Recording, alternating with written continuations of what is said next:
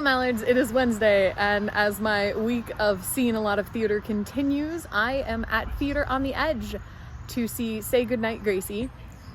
This is a beautiful place that you may remember from previous vlogs.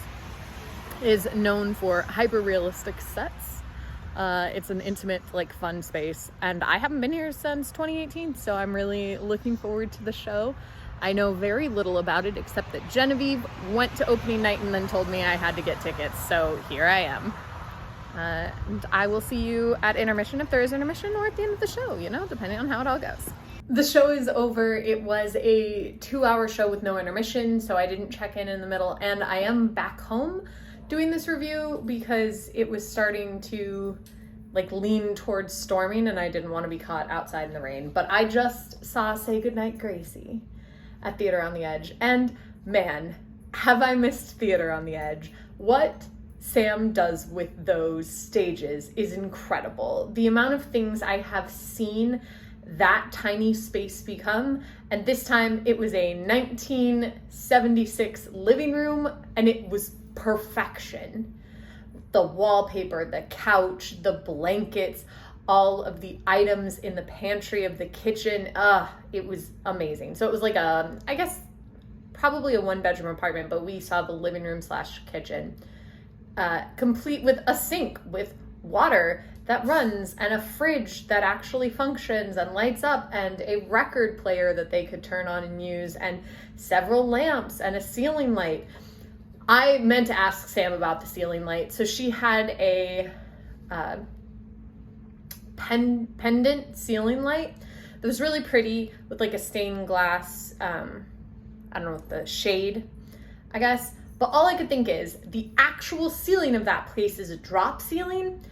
And I want to know how she got that pendulum light to stick in through the drop ceiling. There's probably just a board behind it. It's probably something really simple, but it's one of those things that made me think, wow, Sam's so talented.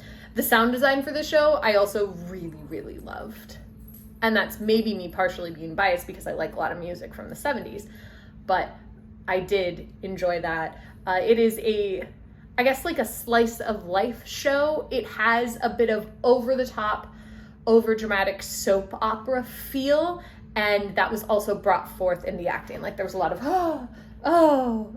which I usually would say that I don't go for, but in the right context, it can be very enjoyable, and this was the right context. It is just strange to be sitting in the front row 4 feet away from people being that dramatic, because part of the thing about Theater on the Edge is that Sam's sets are so realistic and the space is so intimate that even though this never in any way qualifies as anything near immersive, you feel so much part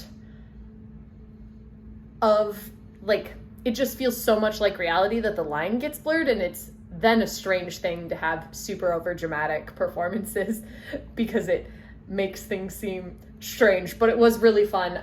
Natalie, I'm not going to be able to say her last name, Bulajic, who played Catherine, I have seen previously in Gideon's Knot, where she played a very different character, but she was a freaking firecracker. Not that everyone else wasn't talented, but her part in particular was wild, and she did such a good job.